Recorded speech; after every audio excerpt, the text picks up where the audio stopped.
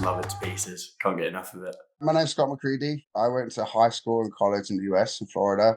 Went on to play in the NFL, spent 3 years in New England with the New England Patriots. Played with Tom Brady, won the Super Bowl my first season there. Important if he makes it, and it's right down the pipe. That's the way you should win a Super Bowl.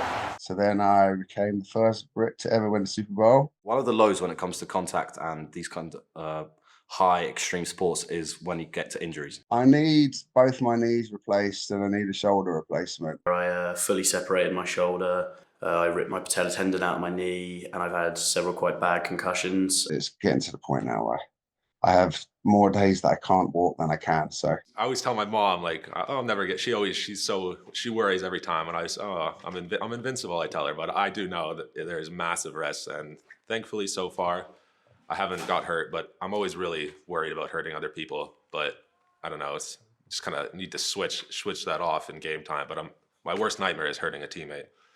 Really don't like that.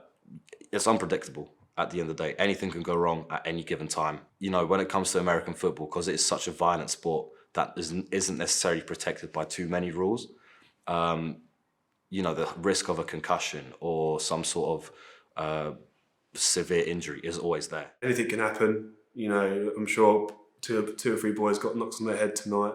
So at the end of a game, you know, when you come off kind of untouched, there is that kind of relief and, you know, that gratefulness that you're okay. I mean, talking grown men at high speeds, it's, you know, basically a car crash. It's a very passionate sport. There's a lot of emotions in it, and it's about controlling them. Aggression and violence, over and over and over again. But you got nothing to do with it. They all come together to make this big, perfect storm of mess. But when I'm actually like spectating and watching it, I'm like, this is a crazy sport. Like, why am I even playing this? But it's so different playing to watching. And yeah, I've just never played a more emotional sport.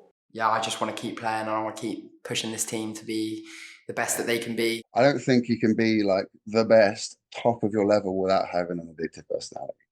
Whatever it is you do and you want to be the best. I'm not going to lie. I love to tell people it's, you know, scoring touchdowns, getting the money, driving the cars, getting the girls, all that fancy stuff. But really, it's all about being the best. Every time there's a win, every time there's a big hit, like those are the highs. That's why you play. For me, it's the adrenaline spike. That's the high that I'm chasing. I suppose that's another big motivator as well. You know, you tell someone, you know, 15-year-old kid from London, you want to play in the NFL, they spend half the time laughing at you. Just prove them all wrong. It's just a bit more motivation. Ever since high school, I can remember, I had that one-on-one matchup in my head. Didn't even have a face. The defender didn't even have a face. But all I would think about was, how hard is he training in the off-season? It would make me do one more set of something, one more rep of something. When it comes to this, you have to be friends on and off the field. It's not just a case of showing up and just being just tolerant towards each other. You have to be friends. That's how good teams are successful. It's like being part of a family. Everyone has their own role, has their assignment, but at the same time, you need to help each other out, build each other up. When, for example, someone else is going through their low, you have to be there for them. You have to intertwine with each other. It is just, the way I like to think of a team is just one single entity, one unit. It's contact sports, and any sport really that involves a team goes far beyond what happens on the field. Before every game, it was like, protect yourselves, protect your teammates. You know, even if someone did something to one of your teammates, you have to get over there and let them know that's not acceptable. You're not going to let that happen. The fact that I know that I have these boys, I have the rest of the team like behind me at every time, especially on the field.